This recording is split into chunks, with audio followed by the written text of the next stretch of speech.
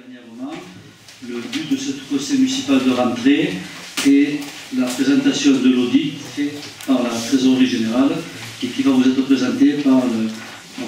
l'évêque qui est le percepteur des finances pour notre commune.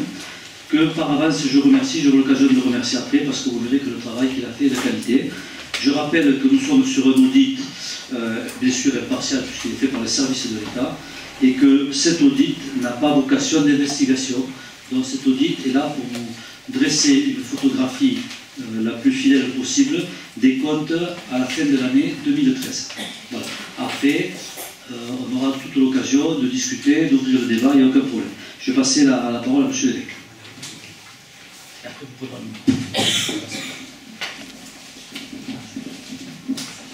D'abord, merci de m'accueillir parmi vous au sein de votre conseil municipal. Comme vient de le dire M. le maire, il est vrai qu'il m'a passé commande donc, au mois de mai d'un audit financier, audit qui s'analyse comme une analyse financière et fiscale de la commune, une analyse rétrospective, c'est-à-dire qu'il s'agit d'un balayage sur les années 2009-2013, sur les 5 dernières années. Et cette étude, j'ai remise à main propre à M. le maire et je l'ai commentée, donc c'était fin juin. Et à l'issue de cette présentation, il a souhaité que je vous fasse une synthèse de cette analyse et que je vous la communique donc, au sein du conseil municipal donc, qui se tient aujourd'hui. Voilà, donc si vous le voulez bien, on peut commencer déjà. Si ça ne vous dérange pas, je me laverai simplement pour les diapositives à passer. Oui. Oui, donc j'interviens donc en tant que comptable de la trésorerie de Port-Vendre, donc en gestion financière de la commune de Banyuls. J'interviens donc au titre de l'État. J'ai un droit d'information sur la commande de M. le maire, donc j'interviens et je vous communique la synthèse de l'analyse que je viens de développer. Par contre, j'ai un devoir de discrétion vis-à-vis de mon administration. C'est la raison pour laquelle je ne renie pas le fait que je sois filmé et enregistré. Par contre, les chiffres qui vont apparaître sur le diaporama de présentation, je souhaitais qu'ils ne soient pas filmés pour éviter toute polémique qui pourrait naître par ailleurs. Voilà. Oui, donc le diaporama que je vais présenter sera publié et remis par les services de la mairie aux élus municipaux.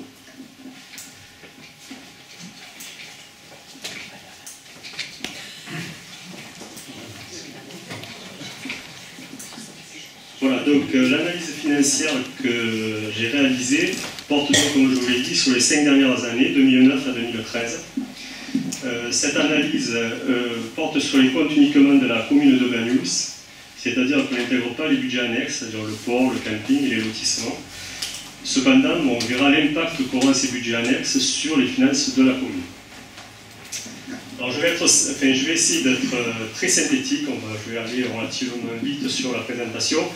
Ce que je voudrais pour que ce soit accessible à tous, on n'est pas tous des férus de comptabilité ou de finances publiques, donc ce que j'ai pour habitude, c'est de dire, parce que je présente une analyse, pour simplifier les choses et améliorer la compréhension, il faut toujours se transposer dans le cadre d'un ménage ou d'un foyer.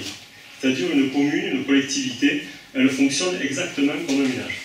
C'est-à-dire, tout ça et chacun, nous regardons à la fin de mois les revenus que nous avons encaissés, les dépenses que nous avons réalisées, et à la fin de mois, on regarde ce qui reste, et s'il y a des économies, effectivement, cette économie, soit on la place, on l'épargne, et ensuite, en fonction des projets que nous avons, nous utilisons cette économie, cette épargne-là. Une collectivité, c'est exactement pareil, à la différence près qu'il faut attendre la fin de l'année pour arrêter les comptes, et puis donc arriver à déterminer si on a réalisé une épargne ou non, et si on a réalisé une épargne, comment on a utilisé cette épargne-là.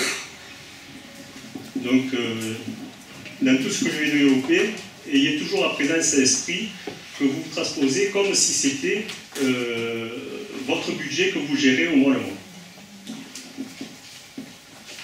Donc nous allons voir, il y aura plusieurs tableaux, il y aura 5 séquences qui vont arriver.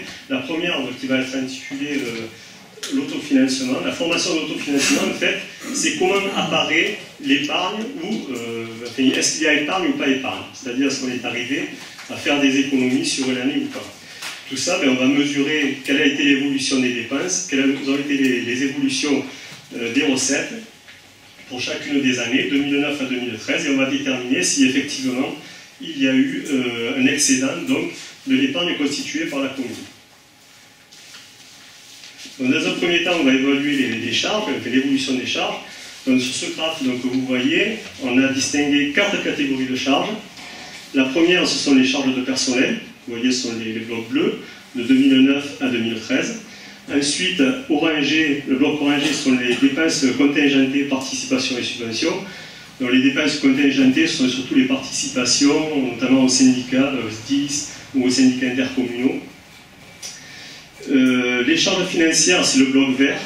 Voilà, c'est une particularité au niveau des collectivités par rapport au foyer.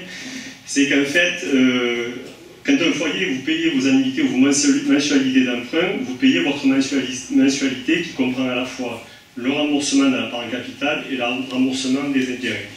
Pour une collectivité, on va scinder donc la part intérêt de la part capitale. Donc, la part intérêt, c'est effectivement le coût que va représenter pour la collectivité de l'emprunt qui est contracté. Donc, ce sont les frais des intérêts, donc les frais financiers qu'on voit en vert. Et la part capitale, on verra plus tard dans le descriptif de l'investissement, puisqu'en fait, la part capitale vient financer en fait, l'investissement, le projet d'investissement qui est réalisé. Le quatrième bloc en jaune, ce sont toutes les charges réelles, c'est-à-dire, bon là, notamment tout ce qui est fluide, c'est-à-dire eau, EDF, téléphone, tout ce qui concerne l'entretien des bâtiments, l'entretien des véhicules, etc. Là aussi, c'est comme les ménages, tout ce qui concerne l'eau, l'électricité, le chauffage, téléphone. Donc vous avez vous aussi vos charges, et ça, les charges de la commune, ce sont le bloc jaune. Donc au niveau de l'évolution, on voit que l'évolution est assez contrastée sur la période des 5 années, même si c'est une évolution qui est constante. On relève des pics d'évolution en 2010 et en 2012. Par contre, en 2013, il y a une stagnation, c'est-à-dire qu'on a bien maîtrisé les charges, puisqu'elle n'évolue que de 0,35% entre 2012 et 2013. Si on prend individuellement les différentes catégories de charges, vous avez les charges de personnel qui vont évoluer plus fortement en 2010 et en 2012. Et le pic qui est atteint, c'est surtout en 2012, où vous avez une forte augmentation de plus de 6%, alors que pour le reste des années, ça se situe entre 4 et 2%. Au niveau des contingents, participation et subventions, on voit qu'il y a une forte progression en 2010, c'est le bloc orange, et ensuite ça va en diminuant. C'est surtout les dépenses contingentées, donc les participations, qui en 2009 et 2010 étaient assez conséquentes, mais surtout en 2010. Ça provient très certainement d'un rattrapage sur des participations à des établissements publics de coopération intercommunale, donc je pense à des syndicats, sur cette année-là. Pour les années d'après, on s'aperçoit, enfin, moi j'ai pas eu si vous voulez, au niveau des archives, j'ai pas pu retrouver 2010-2009. Mais par la suite, on s'aperçoit effectivement que ces dépenses contingentées diminuent, alors que sont dans ces catégories de dépenses les subventions qui sont restées pratiquement stables sur la période. Au niveau des frais financiers, c'est intéressant, ce qu'il faut savoir, puisque tout un chacun, ou du moins une majorité, vous avez eu affaire à l'endettement. Quand vous avez un prêt qui progresse dans le temps, vous avez toujours votre part en capital qui progresse et votre part en intérêt qui diminue. Donc là, ce qu'on remarque, c'est en 2010, vous avez une augmentation qui apparaît assez forte, mais qui est due essentiellement à la collectivité a contracté 2 prêts en 2009 et en 2010, un de 1 300 000 en 2009 et en 2010 de 850 000 €. Et l'impact, si vous voulez, sur les frais financiers, donc les intérêts qui augmentent, c'est en 2010. Par la suite, on voit que ça baisse, et ça baisse plus fortement en 2012 et en 2013. Ça, c'est le signe d'un désendettement accéléré de la collectivité. Alors, pourquoi désendettement accéléré? C'est que, contrairement à un particulier, une collectivité a plusieurs emprunts. C'est-à-dire que quand elle a des projets, elle va faire des emprunts, pas tous les ans, mais presque. Et donc, dans le temps, quand vous empruntez sur 20 ans, forcément, 20 ans après, ces emprunts-là se terminent. Donc, dans le volume des emprunts contractés par la commune, il y a un certain nombre d'emprunts qui se terminent maintenant, et on le voit à travers les décalages qui se font au niveau des intérêts, puisque les intérêts baissent plus fortement en 2012 et en 2013. Une particularité cependant, en 2013, il y a un emprunt qui a été contracté pour 1 million d'euros. Cet emprunt-là, s'il entre en ligne de compte pour ce qui est l'encours de la dette, pour le total de la dette de la collectivité, comme il a été contracté les fonds perçus en décembre 2013, il n'a encore aucun impact sur les frais financiers ici. Pour la partie autres charges réelles, donc au niveau de la bloc jaune, il y a une progression qui est relativement harmonieuse, entre 4 et 5%, avec une meilleure maîtrise en 2013. Cette maîtrise touche surtout le secteur, ce qu'on appelle les services extérieurs. C'est tout ce qui concerne les contrats d'assurance, l'entretien de bâtiments, l'entretien de véhicules, etc. Et sur les fluides, ça joue, mais plus à la marge. Voilà. Est-ce que vous avez, au niveau des questions, je ne sais pas, soit vous intervenez si vous avez du moins dans les commentaires, si vous avez quelque chose que vous ne comprenez pas bien, n'hésitez pas à m'interpeller, soit on le fait à la fin de séance, c'est comme vous voulez. Mais n'hésitez pas, si s'il y a des chiffres que vous ne comprenez pas, ou si dans les commentaires il y a quelque chose que vous souhaitez voir développer, n'hésitez pas à m'interrompre. Une fois donc, que nous avons réalisé l'étude d'évolution des dépenses, on regarde la structure des charges.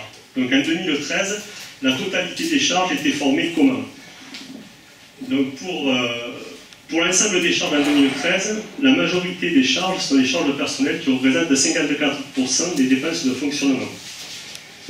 Le second bloc le plus important au niveau des charges de fonctionnement, ce sont les charges réelles avec 34%. Contingent, participation et subvention, donc ces dépenses-là, dépenses contingentées, ne représentent que 10%, et les charges financières sont à la marge puisqu'elles ne représentent elles que 2%. Donc on s'aperçoit ici dans la structure des charges qu'il y a un volume très important de charges de personnel. Très important parce qu'en fait on peut situer le niveau des charges de personnel théoriquement pour une collectivité aux alentours de 46 à 48%. Donc là, on est en dessus, déjà on est en dessus de 50%, donc c'est une structure de charge qui révèle des charges de personnel très élevées. Donc j'ai voulu faire un zoom sur les charges de personnel et je vous soumets donc un comparatif avec... alors ce sont des communes qui appartiennent à la même strate de population que Banyuls, c'est-à-dire que Banyuls se situe dans une strate de population entre 3500 et 5000 habitants. Donc les moyennes que je vous donne, que ce soit au niveau du département, de la région, au niveau national, ce sont des moyennes de communes qui appartiennent à la même strate, 3500 à 5000 habitants. Alors ce qu'on remarque surtout, si en 2009 on avait un niveau de charge de personnel qui était légèrement inférieur au niveau du département, était supérieur au niveau de la région, au niveau national, mais par la suite on a très vite, au niveau des charges de personnel, la commune a très vite progressé et dépassé les moyennes de référence. Ce qui est surtout intéressant à constater, c'est que pour tout ce qui est moyenne département, région et national, vous avez toujours à un moment donné un trou, une baisse. Le département, si vous regardez, en 2010, on constate une baisse. Après, ça repart à la hausse. La région, en 2011, on constate une baisse. Ensuite, ça repart à la hausse. Au niveau national, en 2011, on constate une baisse. Ensuite, ça repart à la hausse. Pardon. Par contre, pour votre commune, il n'y a jamais eu de pause, c'est-à-dire que ça progresse, et ça a progressé fortement en 2010 et en 2012. Donc ça, c'est la part, si vous voulez, en euros par habitant du montant des charges de personnel. Donc ce qui est intéressant, c'est ça. Par contre, ce que je tiens à préciser, qui est très important, il faut prendre avec une grande précaution les comparaisons qui sont faites ici. Comme je vous l'ai dit, ces comparaisons sont assises sur le département, la région et le niveau national pour une même strate de population, 3500-5000. Dites-vous bien que vous êtes dans une station balnéaire avec une configuration particulière, une population particulière, donc des charges et des recettes aussi particulières. Donc pour ce qui concerne les charges de personnel, il est bien évident que vous n'avez pas, très certainement, vous n'êtes pas dans la même configuration qu'une ville moyenne de 4700 habitants au niveau national. Serait-ce parce qu'elle parce qu'elle est établie en milieu rural ou en milieu urbain. Mais ce qu'il y a, le contexte étant différent, vous avez une configuration particulière. Donc il faut prendre quand même les précautions de tous ces chiffres-là. Moi, ce que je mettrais simplement en avant, c'est qu'il y a une progression constante des charges personnelles, sans retrait, du moins sans... on voit en fait, si vous voulez, entre 2012 et 2013, on prend 19 € par habitant, le même qu'entre 2010 et 2011. Globalement, c'est ce qu'on appelle l'évolution GVT, le glissement vieillesse-technicité. C'est-à-dire ce qui est, c'est un impondérable, vous ne pouvez pas y échapper, c'est une évolution normale. Donc ce qui veut dire qu'en 2012 et en 2009, soit ce sont des évolutions législatives et réglementaires qui ont imposé effectivement, qui ont eu un impact, du moins au niveau des textes qui sont sortis à cette époque-là, qui ont eu un impact direct sur ces charges-là, soit il y a eu une évolution dans la politique d'embauche au niveau de la collectivité. Voilà. Mais ce qui est à retenir surtout, c'est l'évolution. Il faut oublier le comparatif. Le comparatif n'est pas suffisamment crédible par rapport à votre commune. Ce qu'il faut voir, c'est surtout l'évolution. Donc là, c'est juste avec un graphe. Donc là, on voit mieux, on voit aussi à travers les barres qui sont disposées ici, les comparatifs qui sont faits, l'évolution qui est faite. On voit donc pour les autres entités qu'effectivement, chaque fois, il y a une baisse pour repartir. Nous, on n'a jamais stagné ni baissé, c'est-à-dire que la commune a toujours évolué. Même si, à un moment donné, on l'a vu, et à 2 reprises, on a été dans une limite normale, c'est-à-dire à une augmentation égale, c'est-à-dire celle qui est normalement dévolue sur une année normale sans embauche ou sans règlement ou législatif, un renouvellement législatif qui impose une augmentation au niveau des charges de fonctionnement. Après avoir vu les charges, on voit les produits. Donc, tout comme pour les dépenses, donc pour le niveau des charges, donc les produits sont divisés en 3 catégories de recettes. La première catégorie, ce sont les ressources fiscales. Vous voyez un vert. En bleu, ce sont la dotation DGF, c'est la dotation globale de fonctionnement que reçoit la commune, et les autres dotations. Et enfin, la partie jaune au-dessus, c'est les autres produits réels. Ce sont les produits du domaine de la collectivité. Donc l'évolution, elle est constante aussi au niveau des produits, avec une évolution, disons un peu plus, 2 pics d'évolution en 2011 et 2013. Alors ces pics d'évolution sont dus d'une part à la fiscalité. Il y a une évolution de la fiscalité, on le voit en 2011, plus forte en 2011 et en 2013. Et aussi et surtout par les excédents qui ont été reversés par les budgets annexes du lotissement Giroux et du lotissement de la Salette, qui étaient d'ordre de 50 000 € en 2011 et qui apparaissent avec 311 000 d'autres produits réels. Ça, c'était le lotissement Giroux. En 2013, c'est par contre, c'est l'excédent du lotissement de la Salette qui était aux alentours de 320 ou 350 000 € qui ont été portés, qui sont dans les 638 000 que vous voyez. Donc, évolution à la fois de la fiscalité directe locale en 2011, évolution de la fiscalité directe locale en 2013, et surtout ces 2 années-là, arrivée des excédents des budgets annexes, dont les lotissements, les Giroux et la Salette. Au niveau de l'évolution de la fiscalité directe locale, ce qu'on peut dire, c'est que l'évolution s'est faite surtout à travers les bases, puisque au cours des 5 dernières années, les taux n'ont pas changé. C'est par contre l'évolution est due uniquement aux bases, qui évoluent d'une part par la revalorisation légale qui était en 2013 de 1,80%, et la valorisation qui est faite aussi par le fait que vous ayez soit des habitations nouvelles, soit des familles nouvelles. Enfin, je prends un exemple aussi de familles du terroir qui disparaissent et dont les héritiers sont les enfants. Quelquefois, bon, les personnes qui disparaissent sont âgées, ne sont pas forcément imposables aux impôts locaux. Par contre, les héritiers, les enfants, du moins ceux qui vont récupérer le bien immobilier, vont être soumis en tant que résidence secondaire, et donc ça peut aussi participer, comme participe aussi, on le voit par les lotissements, les nouvelles habitations. Forcément, ça vous augmente tant les bases de taxes foncières que les bases de taxes d'habitation. Le produit, au niveau de la fiscalité directe locale, il faut savoir que le produit qui est prédominant, c'est le produit de la taxe foncière bâtie. Alors on présente sur le produit de la fiscalité directe locale, c'est 53% des produits. La taxe d'habitation représente 45% et le foncier non bâti 2%. Que dire sur les recettes fiscales? Dans cette catégorie, on trouve aussi, mais on va dire le côté négatif, c'est l'attribution de compensation à la communauté de communes qui, en fait, c'est vous qui reversez à hauteur de 55 000 € par an. Au niveau de la dotation, enfin le bloc donc bleu, dotation générale, de la dotation globale pardon, de fonctionnement et autres dotations, à ce niveau-là, il y a eu juste un tassement, on va dire, en 2011, tassement dû à une évolution stable de la DGF cette année-là, et de la dotation de solidarité rurale qui a évolué beaucoup moins fort que les années précédentes. Sinon, sur la période 2009-2012, la DGF a augmenté de façon constante. Seulement en 2013, la tendance s'est inversée et on a une DGF à la baisse. Au niveau de la dotation de solidarité rurale, par contre, vous avez une augmentation qui est progressive de 2009 à 2013, avec un seul bémol en 2011 où cette augmentation s'est tassée.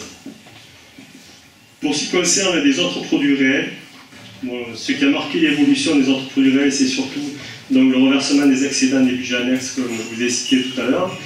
Après, on retrouve les loyers, on retrouve les concessions, enfin, les droits de place, etc.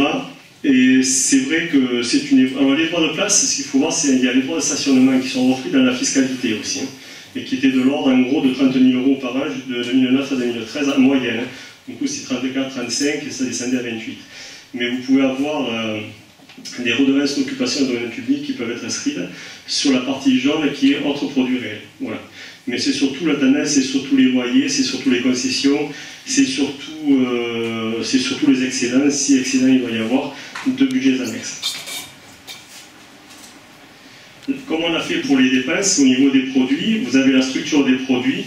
Ce que l'on constate, c'est que la catégorie de produits qui prédomine pour votre collectivité, ce sont les ressources fiscales, puisqu'elles représentent 65% de l'ensemble des produits.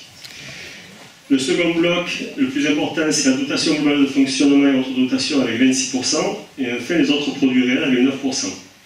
Cette structure des produits est bonne, puisqu'en fait, il faut qu'une collectivité, donc une commune, puisse vivre avec des ressources, ses propres ressources fiscales, c'est-à-dire les seules recettes sur lesquelles la collectivité a la même mise, ce sont ses propres ressources, ce sont les ressources fiscales. C'est elle qui peut travailler sur ses bases, c'est elle qui peut travailler sur les taux, donc c'est elle qui peut travailler sur le rendement.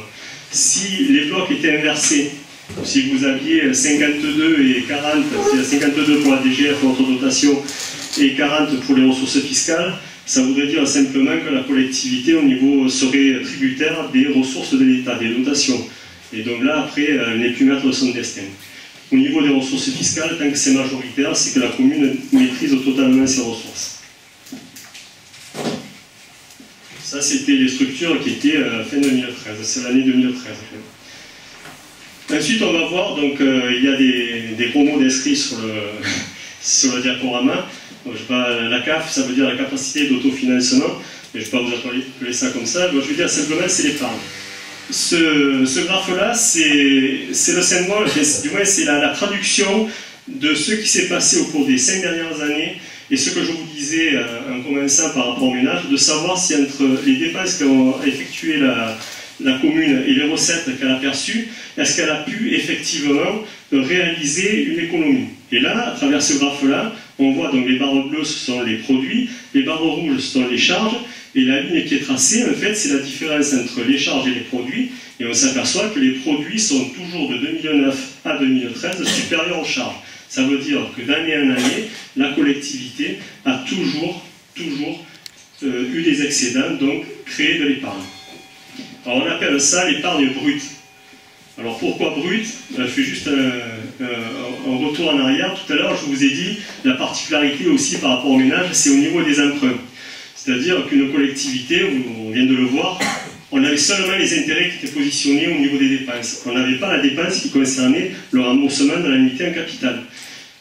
Alors on appelle l'épargne brute parce qu'on ne tient pas compte de cette annuité de remboursement du capital dans la dette. Quand on intègre ce remboursement de l'annuité en capital, on va retrouver ce qu'on appelle l'épargne nette.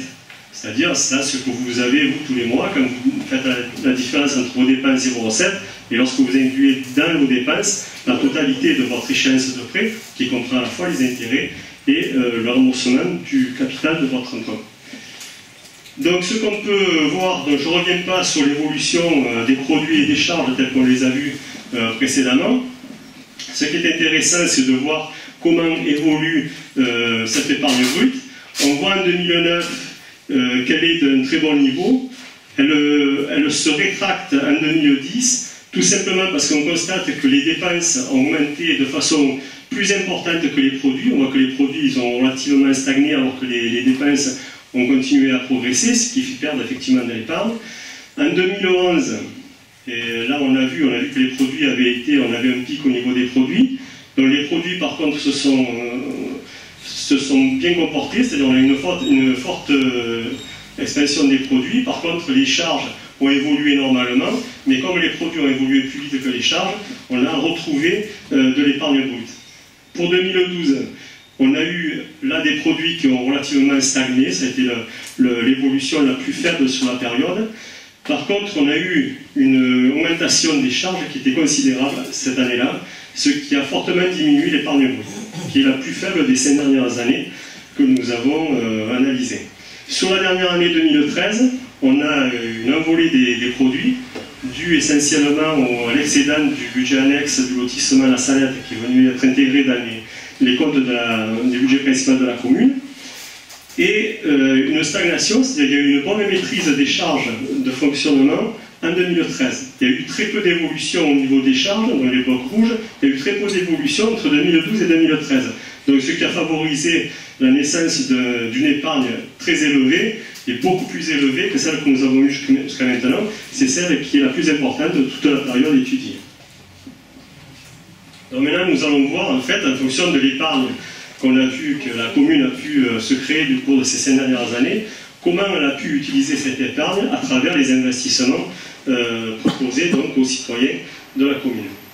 Donc ce graphe-là c'est un peu plus complexe parce qu'il y a beaucoup de barres et il y a beaucoup de commentaires.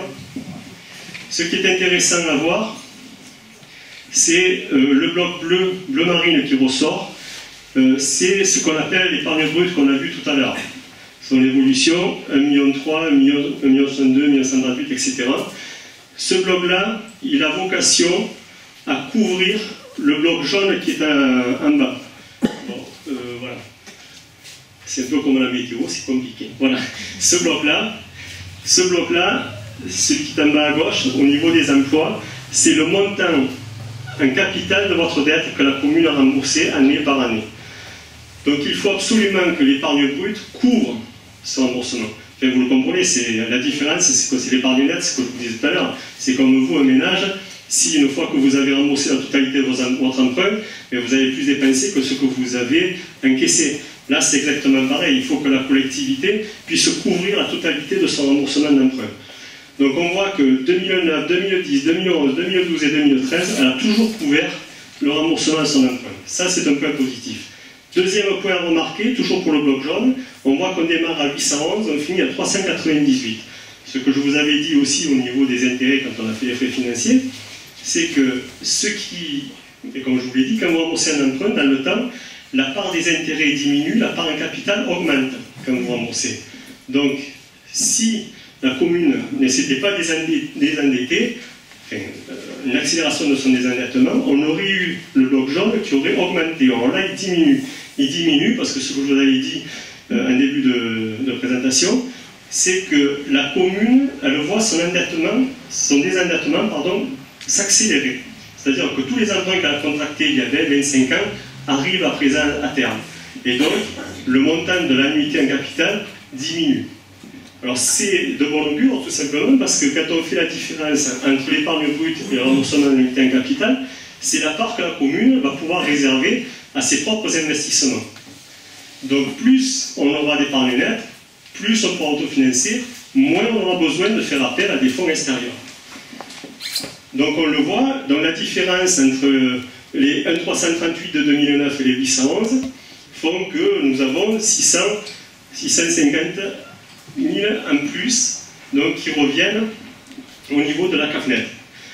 S'ajoute, donc ça c'est la partie bleu ciel que vous avez en haut au niveau des ressources, ce sont les autres ressources. Ces autres ressources sont constituées du fonds de compensation de TVA, puisque vous savez que la commune n'est pas assujettie à TVA, mais sur chaque travaux qu'elle réalise, elle récupère une partie, enfin, c'est un taux conventionnel européen qui est fixé, et qui est reversé à la collectivité en fonction de la TVA qu'elle déclare avoir payée sur les investissements réalisés. Donc, vous avez ce fonds de compensation de TVA, vous avez aussi toutes les subventions que la collectivité a pu récupérer pour pouvoir financer les projets d'investissement qu'elle réalise. Vous avez aussi la taxe locale d'équipement, vous pouvez avoir aussi les plus-values que vous pouvez récupérer suite à la cession de biens qui appartiennent au patrimoine de la commune. Donc on voit que ces additions de bleu ciel a été particulièrement importante en 2010, tout simplement, et on le verra plus tard, dans le graphe après, 2009 et 2010, ce sont les années sur lesquelles il y a eu un volume d'investissement les plus importants.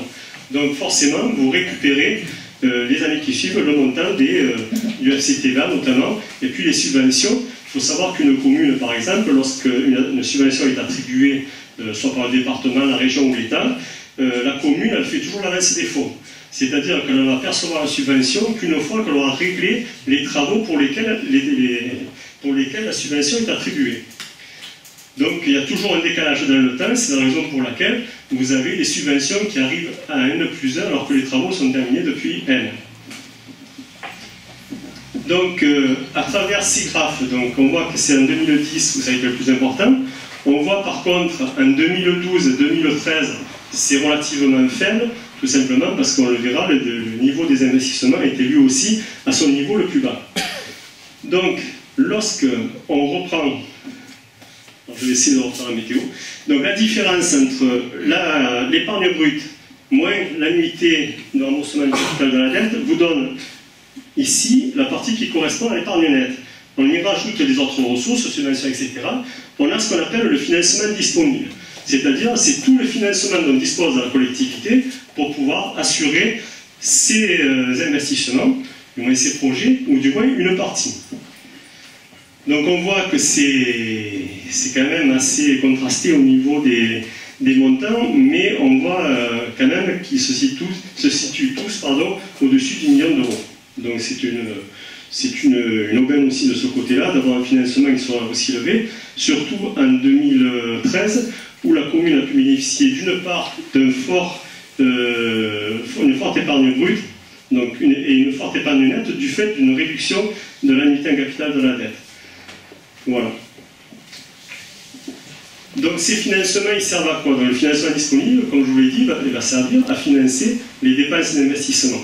Les dépenses d'investissement de 2009 à 2013, c'est la courbe que vous avez. Un investissement élevé en 2009-2010. Après, on est arrivé à un niveau nettement plus bas, donc 50% moins important 2011-2012, et on est reparti à la hausse en 2013 avec un montant d'investissement qui avoisine celui qu'on avait en 2010.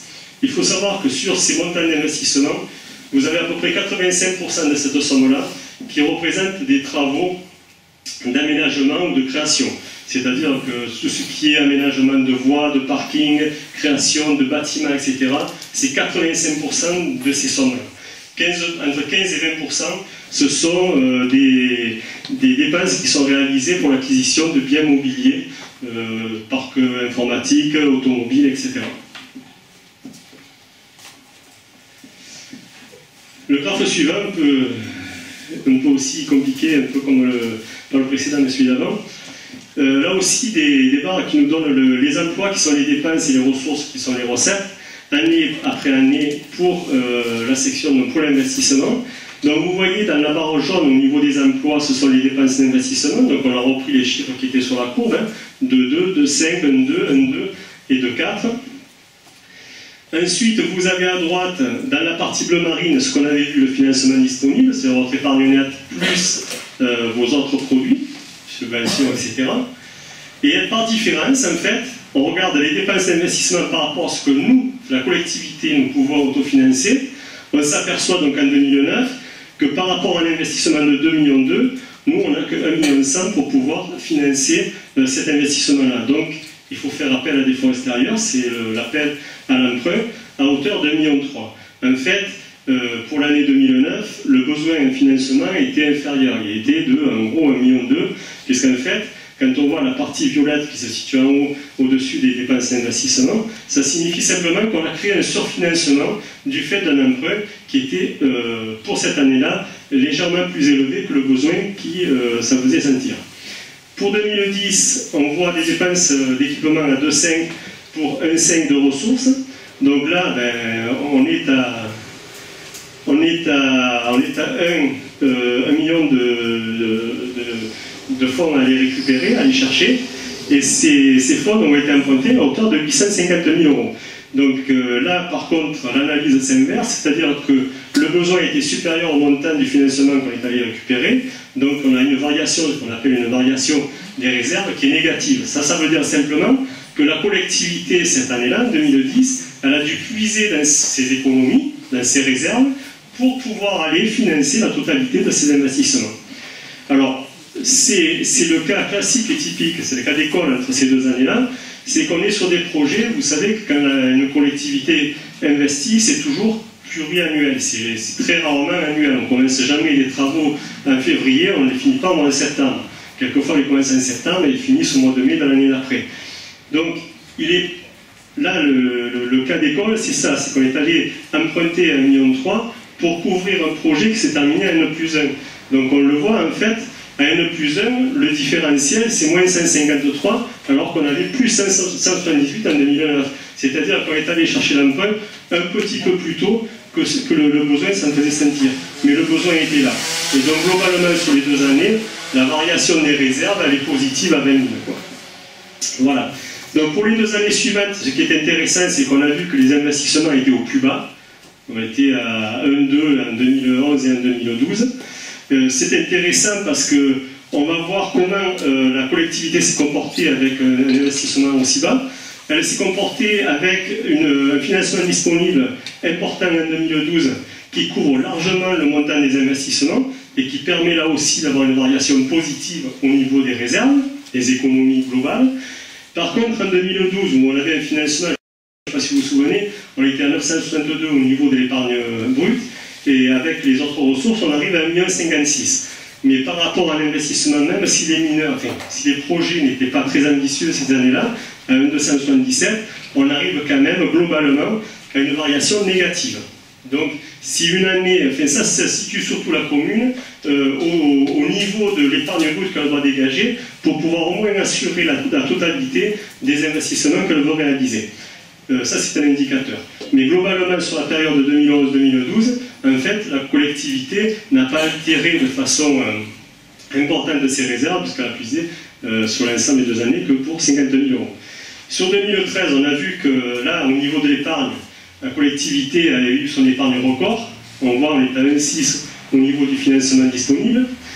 On a renoué avec un investissement élevé à 2,4. Et là aussi, on voit qu'on est encore un peu court pour financer la totalité. Il manque en gros 800 000 €. On a emprunté 1 million €, donc on a dégagé une variation à ce niveau-là, fin 2013, positive de l'ensemble des réserves, de l'ensemble des économies de la collectivité. Ce schéma-là est la résultante de ce que je viens de vous dire. Les barres rouges correspondent aux économies globales, c'est-à-dire que les barres rouges, ça correspond aux économies réalisées par la commune, le cumul des économies réalisées par la commune depuis sa création. C'est-à-dire que depuis sa création d'année en année, on a vu il y a des variations positives et négatives. Eh bien, on est à 688 pour 2009, on est à 684 en 2013. Ça veut dire quoi? Ça veut dire que les variations qu'on a étudiées précédemment, positives et négatives, finalement, sur la période des 5 ans, ben, c'est avéré neutre, puisqu'on est parti sur une économie globale de 683 pour arriver à une économie globale fin 2013 de 684. Donc, globalement, je veux dire que la commune a privilégié les moments forts de ses finances pour investir, c'est-à-dire au moment où elle s'est désendettée, là, elle a fait appel à l'emprunt. Au moment où elle était stable, elle a reculé, elle a attendu et elle a réinvesti au moment où ça repartait à la baisse. Donc elle a joué d'opportunités en fonction de l'endettement pour la réalisation et la conservation de son économie globale. Les barres vertes que vous voyez, on appelle ça le besoin en fonds de roulement. Ce qu'il faut savoir sur un besoin en fonds de roulement, une créance non encaissée, c'est-à-dire qu'une recette que M. le maire me demande d'encaisser, si je ne l'encaisse pas, elle va augmenter ce besoin en fonds de roulement. Si lorsque M. le maire me dit de payer une dépense à une société, et si je ne la paie pas au 31 décembre, ça va diminuer le besoin en fonds de roulement. C'est-à-dire que donc, toute créance non encaissée augmente le besoin, toute dépense non payée diminue le besoin en fonds de roulement. Alors, je ne commenterai pas ce qui s'est passé en 2009-2010, parce qu'au niveau des archives, je n'ai pas pu connaître ce qu'il en était. C'est sûr qu'il faudrait analyser si au 31 décembre de ces années-là, il y avait une affluence de créances qui ont été émises. Alors, je m'explique. C'est-à-dire que lorsqu'on est dans un exercice civil, il s'arrête au 31 décembre. Si le 28 décembre, la commune émet pour 1 million d'euros de titres, il est bien évident que moi, le 31 décembre au soir, je n'aurai pas encaissé 1 million d'euros. Donc ce sera autant pour l'exercice 2013 de créances qui seront reportées sur l'exercice N+1. Donc je ne sais pas si c'est un problème de calendrier ou si effectivement il y a eu à cette époque-là des remaniements, un problème structurel qui a obligé la commune à émettre effectivement des titres qui ont dû être soldés pour les années d'après, puisqu'en fait, en 2011, tout est résorbé. On n'a plus ce problème de créances. Et par contre, on voit en 2011, 2012, 2013 un besoin de fonds de roulement qui est négatif. Alors, il est négatif pourquoi?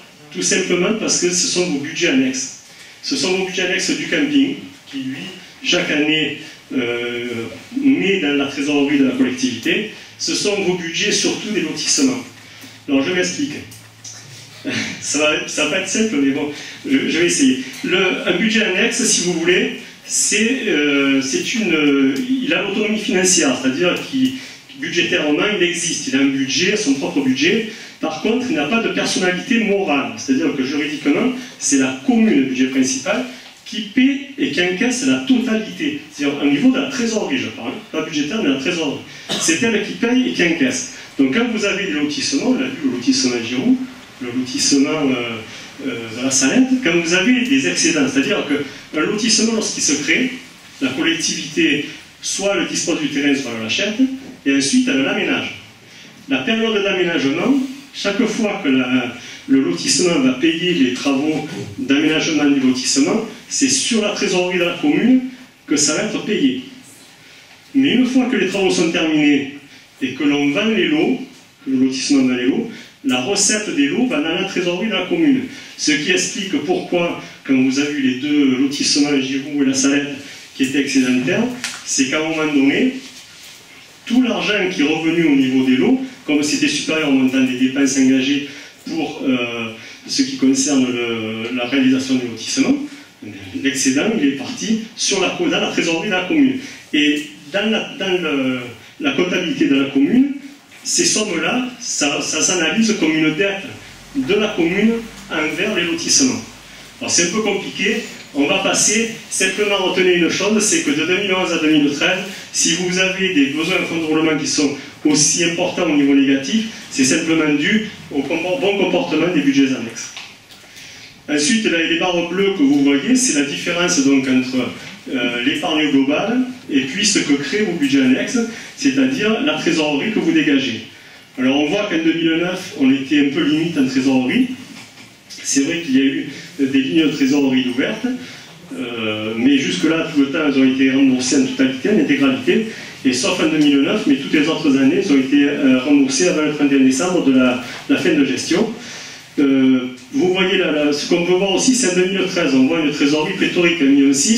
N'oubliez pas ce que je vous ai dit, c'est que l'emprunt contracté en 2013 l'a été en décembre, on a perçu les fonds en décembre. Donc forcément, ça booste la trésorerie. L'avant-dernier point qu'on va voir maintenant, c'est la fiscalité. Ce qu'il faut savoir pour une commune aussi, c'est qu'elle dispose de trois vecteurs d'action si elle veut renflouer la totale, enfin renflouer au niveau de ses ressources.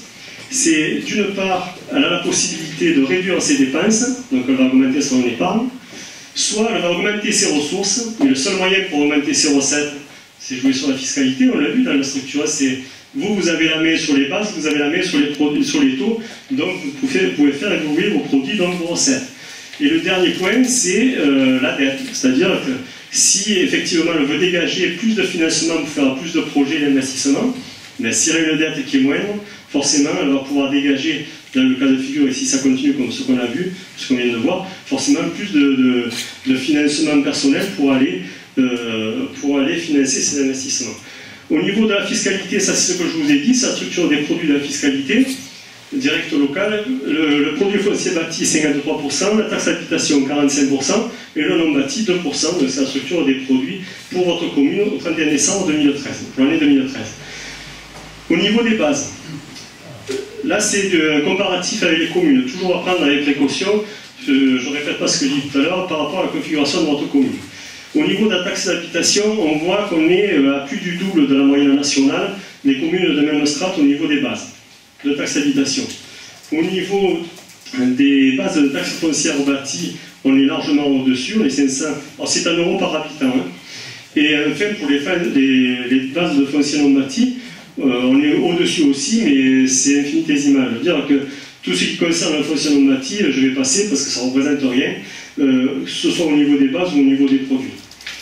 Au niveau des bases de taxe d'habitation, ce qu'on peut dire, c'est qu'elles sont d'un bon niveau, c'est sûr, mais il y a un travail de fond qui a été fait, et c'est ce travail de fond qui est récompensé à ce niveau-là, que ce soit dans la révision au niveau des bases, et que ce soit aussi au niveau du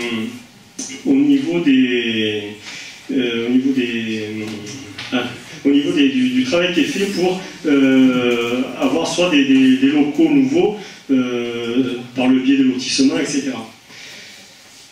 Au niveau des bases de taxes d'habitation, il faut voir qu'elles ont évolué de 3,11% en 2013, ce qui représente à peu près, donc il y a 1,80% qui proviennent essentiellement de la revalorisation légale des bases, donc qui s'applique à toutes les bases au niveau national.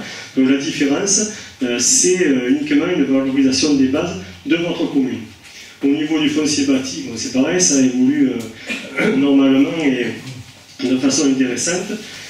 Ce qu'il y a, c'est que vous avez 82% des bases qui sont constituées par des impôts locaux, par des taxes, des habitations, j'y arriverai, au niveau du foncier bâti. Pardon, je pourrais juste avoir, parce que je vais vous donner les chiffres plus précisément, mais voilà, pour les bases du foncier bâti,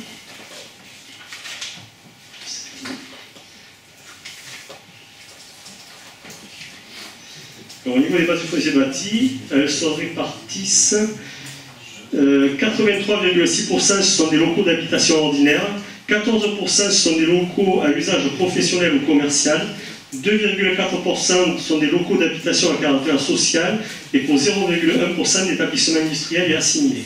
La majorité est constituée effectivement de locaux d'habitation ordinaire. Ce qu'il faut savoir aussi, c'est que sur le territoire de la commune de Banyuls, vous avez 46% de résidences secondaires. Ça c'est important parce que c'est un niveau qui est relativement élevé. Il faut savoir que notamment pour la taxe d'habitation, c'est un phénomène qui est intéressant pour la commune.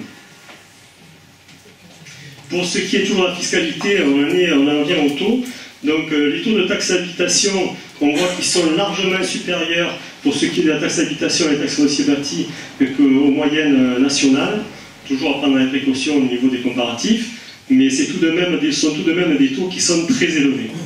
Au niveau du foncier non bâti, je n'en parlerai pas, même s'ils sont légèrement inférieurs à la moyenne nationale. Ce qu'il ressort au niveau des taux, de cette analyse au niveau des taux, c'est que vous avez des taux qui sont élevés, même s'ils n'ont pas bougé au cours des 5 dernières années.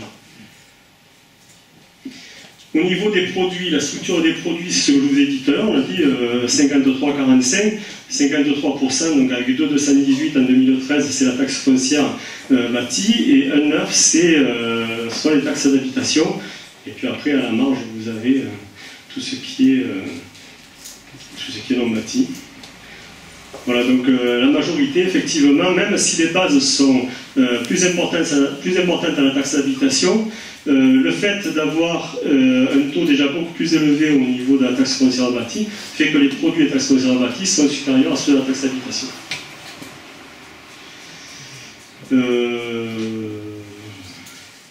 Voilà, ça c'est la structure d'évolution entre 2011 et 2013. Donc un peu, vous avez la taxe d'habitation, comment elle a évolué, la taxe foncière bâtie en gros A, et puis le foncier non bâti. En fait, ce qui a évolué le plus, c'est le foncier non bâti, c'est le foncier bâti. Voilà. Donc je passe rapidement. Donc, le dernier point que je voulais voir avec vous, c'est la dette.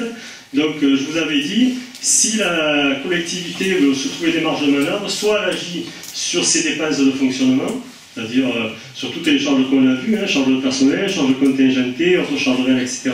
Soit elle agit sur sa fiscalité, elle fait monter ses ressources, elle dégage plus d'épargne, soit si elle est endettée ou si elle a un endettement qui est faible et qu'elle veut l'affaiblir encore plus, il ne faut plus endetter, à ce moment-là, elle dégagera une épargne nette plus importante pour aller investir. Donc l'évolution de la dette se caractérise par ce graphe-là. Donc en violet, vous avez ce qu'on appelle l'encours de la dette. C'est le capital restendu au 31 décembre de l'année. Donc là, on voit qu'il a diminué. Il a fortement diminué en 2011-2012. Il a augmenté en 2010, bien sûr, parce qu'il y a eu des emprunts en 2009 et en 2010. Et ensuite, on est arrivé, donc c'est le désendettement naturel qui fait qu'on a un encours qui décroît, jusqu'à ce qu'il augmente à nouveau en 2013 avec l'emprunt qu'on a vu qui a été contracté. Au niveau des intérêts, là aussi, 2010 reflète le fait qu'on ait contracté deux prêts en 2009 et 2010. Ensuite, on ne s'est plus endetté jusqu'en 2013, et 2013 est encore bas, tout simplement parce qu'on a encaissé les fonds en décembre et on commencera à rembourser qu'à partir de cette année, c'est-à-dire 2014. Donc aucun impact sur la partie rouge, c'est-à-dire la ligne qui est tracée au niveau des intérêts. Cette dette financière au niveau des moyennes, donc 2011, 2012, 2013, en moyenne par habitant, donc on voit qu'en 2012 c'était le montant le plus faible, en 2013 ça s'est relevé, mais on est quand même très proche de la moyenne, on est plus bas que la moyenne 12. La moyenne 2012, on a à peu près 60 € par habitant. Après on augmente bien sûr puisqu'on a à nouveau emprunté. Donc là j'ai fait un zoom aussi sur l'évolution de la dette, avec toujours le comparatif département-région au niveau national. On s'aperçoit qu'on est quand même bien en dessous du niveau départemental, en dessous du niveau régional et très proche du niveau national. Donc là aussi à prendre avec prudence, mais ce qu'il faut voir, c'est compte tenu du contexte et de la configuration de votre commune, notamment par rapport au niveau national où vous vous replacez, je pense que vous êtes, enfin c'est certain, vous êtes dans une situation d'endettement qui est excellente. À ce niveau-là, il n'y a pas de souci au niveau de l'endettement au jour d'aujourd'hui. Donc on le voit par les graphes, donc la commune de Banyuls, c'est le graphe qui se retrouve à la droite du bloc bleu, et donc vous voyez qu'on monte, puis après on redescend et on va remonter après en 2000... c'est celui-là, c'est celui-ci, voilà, celui qui est à la gauche du bloc bleu. Donc on voit qu'on diminue, puis on remonte légèrement, mais on est pratiquement au niveau atteint en 2009, sur 1 € par habitant. Voilà, pour terminer, ce sera l'étude des différents ratios. Donc il y a différents ratios. Le ratio de rigidité, en fait, c'est celui qui va permettre de mesurer comment la commune a pu couvrir la totalité des dépenses qui lui sont obligatoires, c'est-à-dire les dépenses de personnel, payer son personnel, payer les dépenses contingentées, ses participations au syndicat, etc., et payer ses intérêts, donc frais financiers, intérêts sur les emprunts, par les produits qu'elle a pu encaisser sur l'année entre 2009 et 2013. Donc en vert, vous avez la médiane des communes, c'est-à-dire pour les communes, c'est en gros, on va consacrer 41% des produits pour régler les dépenses obligatoires.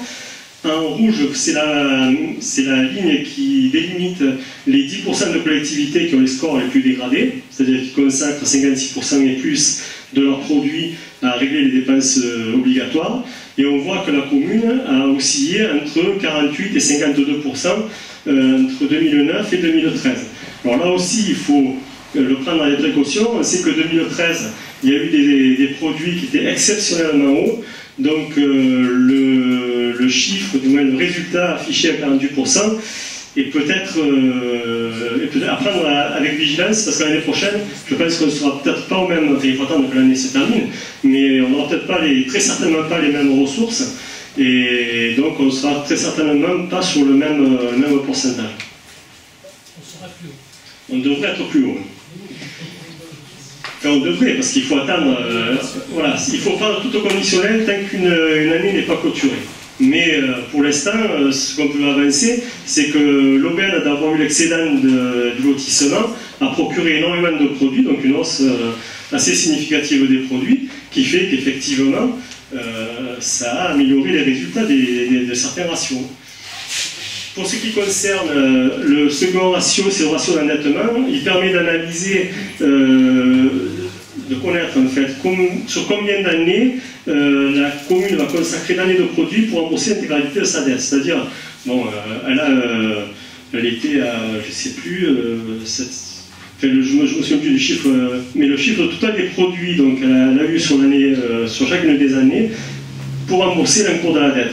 Donc en gros, en 2013, il lui faudra un peu plus de 7 mois pour rembourser l'intégralité du capital restant dû de sa dette. En fait, c'est un peu comme vous, un ménage, si vous voulez rembourser de façon anticipée votre emprunt, vous pouvez le faire, ça n'y a pas de souci. Si vous avez, là par exemple, si la commune, fin 2013, aurait voulu rembourser la totalité du capital restant dû sur les emprunts qu'elle a actuellement, il faudrait consacrer 7 mois, un peu plus de 7 mois de produits pour pouvoir rembourser.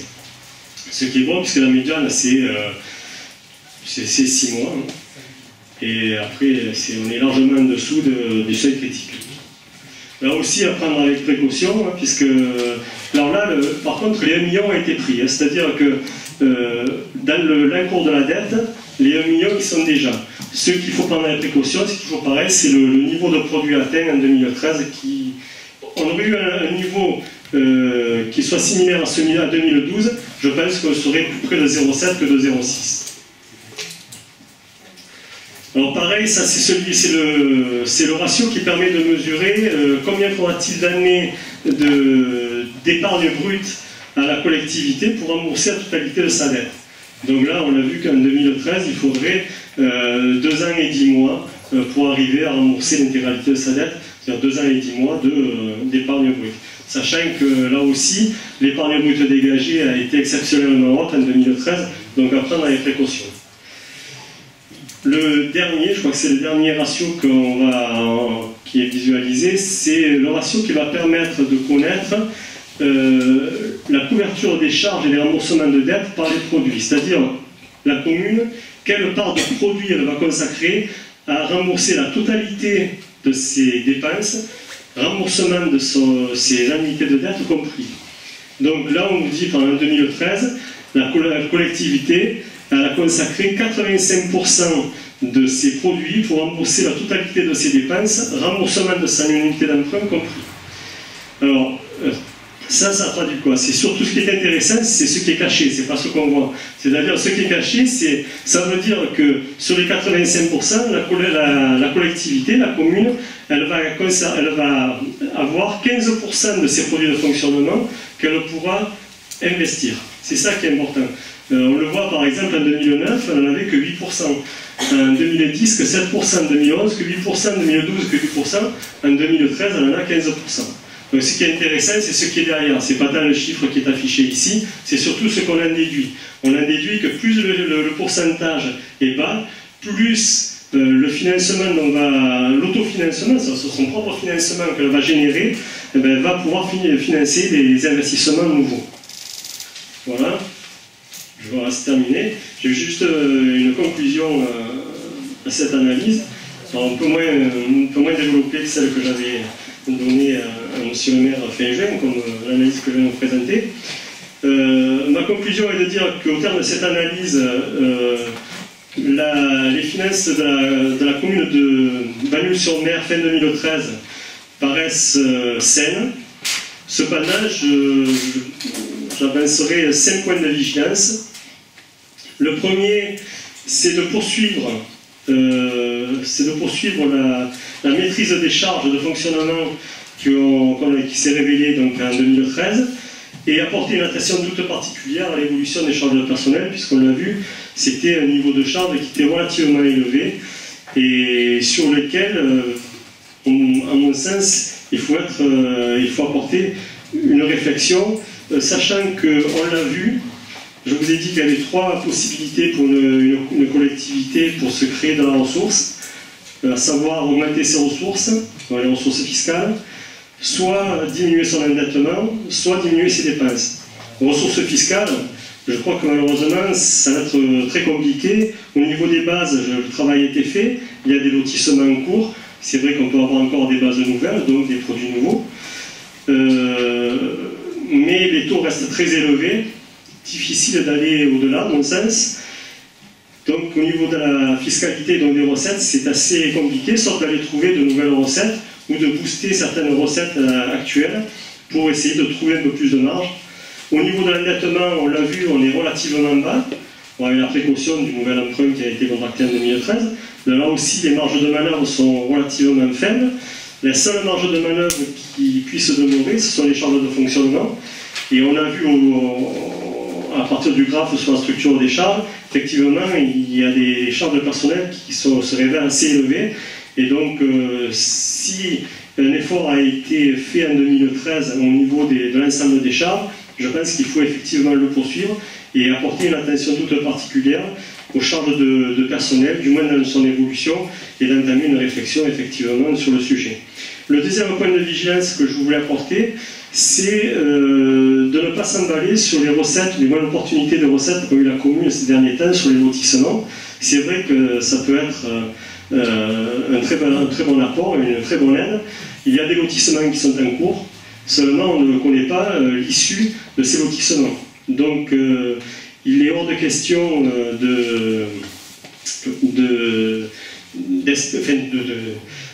d'espérer ces finances par rapport à une recette nouvelle des lotissements, parce que ça pourrait effectivement, si les lotissements marchent aussi bien que ceux qui se sont révélés par le passé, effectivement ce sera une opportunité pour la commune, mais il se peut aussi que ça marche moins bien, voire pas du tout, et à ce moment-là détériorer les finances, puisque en cas de déficit, ce serait la commune qui en aurait la charge. Donc il ne faut pas temporiser au niveau des finances publiques sur les recettes que pourraient apporter les lotissements. Le troisième point de vigilance, c'est le prêt qui a été contracté en 2013. On l'a vu, ça a apporté de la ressource, il rentre dans le cours de la dette, certes, mais on ne sait pas quel impact il va donner au niveau des frais financiers dans les dépenses de fonctionnement et au niveau de l'épargne nette, puisqu'en fait, il va faire monter le remboursement en capital de la dette, du moins son annualité. Quatrième point de vigilance, c'est plutôt une opportunité que vous pouvez éventuellement saisir, c'est il y aura une nouvelle accélération du désendettement de la collectivité en 2014 et en 2015, qui produiront leur effet en 2015 et 2016. Donc effectivement, ce sont des années, et ça peut être des fenêtres qui s'ouvrent, donc c'est à apprécier pour toute nouvelle politique d'investissement que pourrait avoir la commune à ce niveau-là.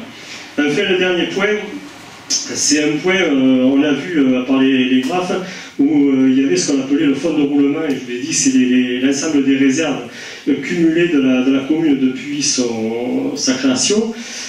C'est un niveau, somme toute, relativement modeste qu'a la collectivité, donc fin 2013. On l'a vu, elle a joué d'opportunité à la fois avec les recettes du lotissement, avec le désendettement. Elle a su, effectivement, la commune, réaliser ses plus gros travaux au moment où le désendettement apparaissait. Elle a profité des fenêtres de tir, c'est bien, mais elle a conservé un fonds de roulement qui est assez modeste. Donc à ce niveau-là, il faut aussi en tenir compte en fonction du coût des projets à venir, qu'ils soient ambitieux ou non, enfin, pour ces projets à réaliser. Voilà. J'ai terminé cette analyse assez rapidement. J'ai mangé un quart d'heure, je m'excuse. Je suis très bavard, c'est vrai, quand j'ai du mal à démarrer, mais après quand je démarre, je suis assez bavard. Si vous avez des questions à poser, n'hésitez pas. J'espère surtout que je ne vous ai pas abruti sous les chiffres et les commentaires. Mais si vous avez des questions, n'hésitez pas. Si je peux répondre, je le ferai avec plaisir.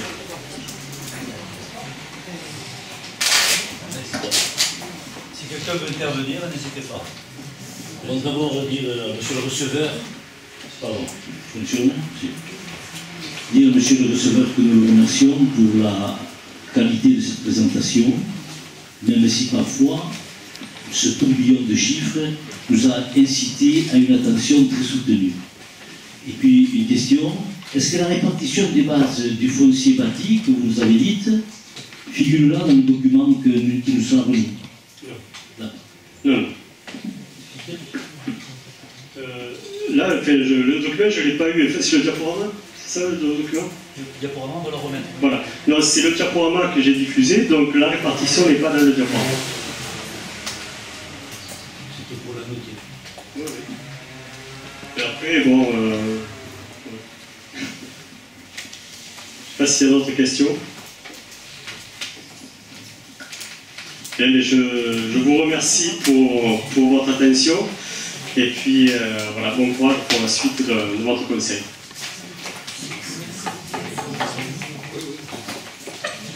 Écoutez, moi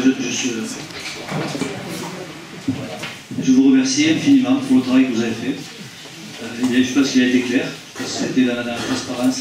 Ça a permis à l'ensemble des élus et du public de se rendre compte dans quelle situation était la commune. Si vous permettez, je vais faire quelques commentaires, mais ça va rejoindre les vôtres, monsieur le receveur. On a noté un point fragile, la masse salariale, très importante. Je suis d'accord avec vous quand vous parlez de strates nationales, de strates départementales, qui sont compliquées à comparer. Simplement, on note deux pics entre 2009 et 2010. On est à 27 € de plus par habitant, alors qu'avant on était à 19 € de plus par habitant, ce qui représente au niveau des frais de fonctionnement des personnels le GVT. À plus 27 € par habitant, on est largement au-dessus. Et en 2011-2012, on est à 37 € de plus par habitant. Donc on a deux pics sur lesquels on a augmenté fortement la masse salariale. Ce qui nous amène à beaucoup de vigilance, comme vous avez amené dans votre conclusion. C'est-à-dire qu'on en avait déjà parlé lors de l'orientation budgétaire, ce qui veut dire que malheureusement, la commune ne pourra pas proposer beaucoup d'emplois dans les années qui viennent, parce qu'on a aussi des personnels qui partent à la retraite très tardivement. Dans les 3 prochaines années, je pense qu'on a peu de personnels qui partent, si ce n'est aucun, un seul, je pense, très peu, donc très peu. Et donc on a des personnels jeunes, donc ça veut dire que la politique d'embauche à la commune de Lyon-sur-Mer, compte tenu de la réalité des chiffres qui s'imposent à nous, sera fortement affectée. Je voudrais revenir aussi, quand vous parlez des frais, puisque vous n'avez pas fait une analyse sur l'investigation et que nous avons un petit peu regardé le détail des factures, simplement revenir sur deux ou trois chiffres clés. 2013, frais de bouche, donc repas consommés, 8 860 €. 2012, 9 200 €. Du 1er janvier 2014 au 6 mars 2014, 1 850 €. Et du mois de mars 2014 à nos jours, j'ai engagé simplement 1 500 €. Voilà. Donc là aussi, il y a des économies à faire, notamment sur les frais de bouche qui sont faits dans la commune de Lyon-sur-Mer. Je voudrais aussi rappeler que les dépenses de vin sont assez importantes aussi, puisque 2011, on a 11 270 €, 2012, 15 260 €, 2013, 11 960 €, et qu'actuellement, nous sommes à peu près 5 000 €. Quand je dis dépenses de vin, ça comprend les réceptions, c'est-à-dire les apéritifs qui sont offerts lors des manifestations. Voilà, donc nous sommes aussi sur des budgets à la baisse. L'analyse que je peux faire, si je peux me permettre, c'est aussi ce qu'on peut noter dans cette mandature qui vient de se terminer. Moi, ce que je reprocherais, c'est un manque de fil conducteur important, avec des lancements d'études dans tous les sens, sans priorité, sans qu'aucune n'aboutisse, puisqu'on a engagé des études sur la salle Bartissol pour faire une salle de congrès de 400 à 500 places, dont le prix est estimé à 7 millions €, alors qu'on n'a aucune infrastructure sur Bagnols qui permet de subvenir à ça, puisqu'il n'y a pas d'hôtel, il y a à peine 120 ou 130 chambres d'hôtel à Bagnols-sur-Mer, et nous avons engagé pour cela 176 000 € et plus de frais d'études. On a engagé aussi, et donc dans ces études, bien entendu, tout n'est pas sur le Bartissol, pour être tout à fait impartial. On a engagé, je pense, dans ces 176 000 €, il y a au moins 90 000 € d'études qui ne servent à rien. Il y aura certainement le différentiel qui pourra servir si un jour on envisage de faire des travaux à Bartissol, parce que ces études portent sur la solidité du bâtiment et sur des choses qui peuvent nous intéresser. Je reviendrai sur les études du port, que tout le monde a vécu, 152 000 € à engager pour les études du port. C'est énorme, pour un projet que vous connaissez tous, qui a été réalisable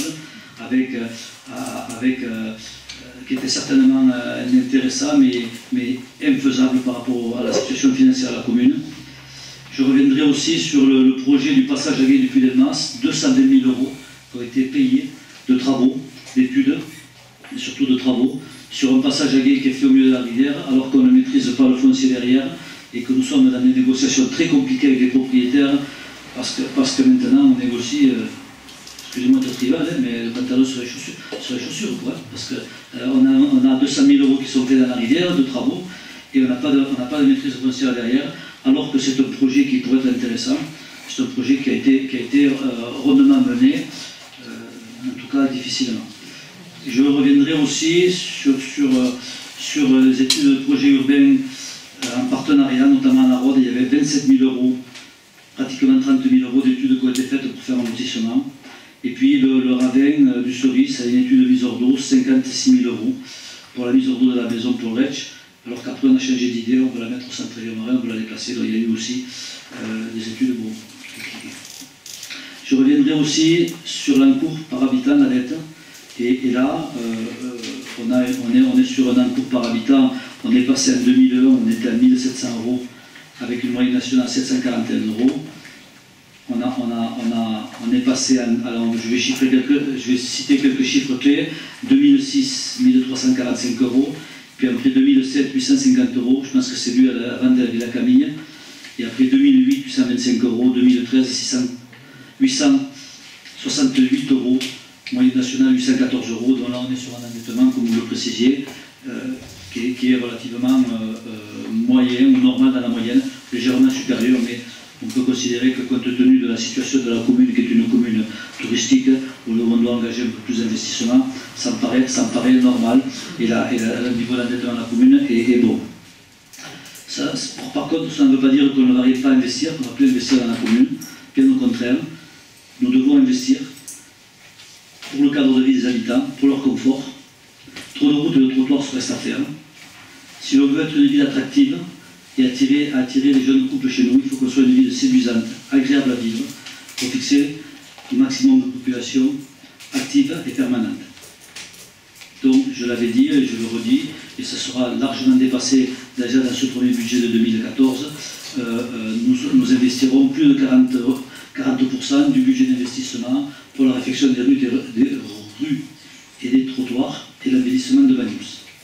Il faudra aussi que, malgré que nous devons être prudents, nous serons prudents notamment sur les économies que nous devons réaliser, mais aussi il va falloir que nous investissions pour l'emploi. Il est hors de question que la commune se désengage au niveau du centre Vieux-Marin. On veut y créer un pôle de santé qui regroupera la maison de retraite. Là aussi, nous devrons financer des études hydrauliques de manière à ce qu'on puisse améliorer la constructibilité de cet établissement, parce que derrière, ça va être 220 emplois qui ne seront pas créés malheureusement, mais qui seront préservés, parce que l'ensemble de ces emplois sont en danger. Il nous faudra aussi investir dans le Maastricht pour créer une école de sommellerie, la maison du Grenache, pour soutenir notre viticulture. Et il va falloir que nous soyons très attentifs au devenir des établissements viticoles dans la commune, qui souffrent énormément en ce moment. Voilà. Donc ce que je voulais dire, c'est que je voulais absolument vous remercier par rapport à la qualité du travail que vous avez fait. Et puis ce travail s'inscrit dans la transparence, dans la communication que nous tenons à faire. L'intégralité du document qui est ici présenté vous sera remis, et vous pourrez l'analyser à tête reposée, et lors des prochaines commissions des finances, nous pourrons y revenir dessus. Ce que je voudrais dire aussi, c'est que 2014, nous devrions avoir, si je peux me permettre,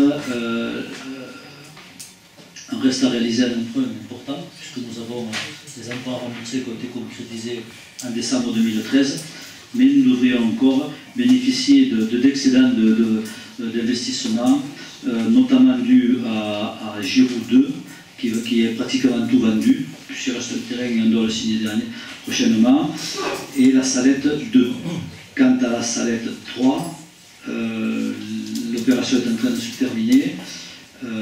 Malheureusement, malheureusement pour la commune, les résultats ne seront pas aussi significatifs que pour les deux autres salettes 1 et 2, puisque si tout se fait normalement, et je pense que ça devrait se faire normalement, l'excédent sera que de 1 600 €, donc sur un investissement de plus de 1 600 000 €, donc c'est 1% qui restera à la commune, ce qui est dérisoire. Voilà ce que je voulais dire en vous remerciant. Est-ce que Père Docteur voulait intervenir par rapport à l'intervention? Oui, j'ai évoqué la dette de la commune en 2001, qui était de 1 700 €, et en 2008, elle était de 850 €, elle est passée du double au simple. Alors, je souhaitais rendre hommage à la municipalité qui, de 2001 à 2008, avec l'aide des services municipaux, a réalisé cette économie, puisque la dette par habitant est passée de 1 700 à 850, et c'est bien que ça a été rappelé, que ça soit rappelé, donc hommage soit rendu à la municipalité qui a réalisé ceci. Deuxièmement, les services hydrauliques du RTM, les services du RTM ont réalisé des études hydrauliques. Il y a 2 études qui ont été réalisées, ça devait être en 2005-2006. Voilà, elles existent, mais elles peuvent être améliorées certes. Voilà. Bon, écoutez, moi je ne suis pas là pour parler de 2001 et 2008. Oui, oui, parce que vous avez la nostalgie, mais moi j'y suis pas, je suis à l'action et je me projette à l'avenir. Je l'ai dit, monsieur Roux, je l'ai dit, parce que j'ai voulu être honnête et expliquer l'évolution de la situation de la commune. Après, chacun peut en tirer les conclusions qu'il veut, et chacun peut se glorifier de ce qu'il a fait. Écoutez, les électeurs ont jugé, donc nous en sommes là maintenant, et la majorité a changé. Voilà, donc si vous permettez, cette présentation financière n'amènera pas de vote. Encore merci. Si vous souhaitez continuer à assister à nos débats, c'est ça avec plaisir. Voilà. Donc, nous allons passer.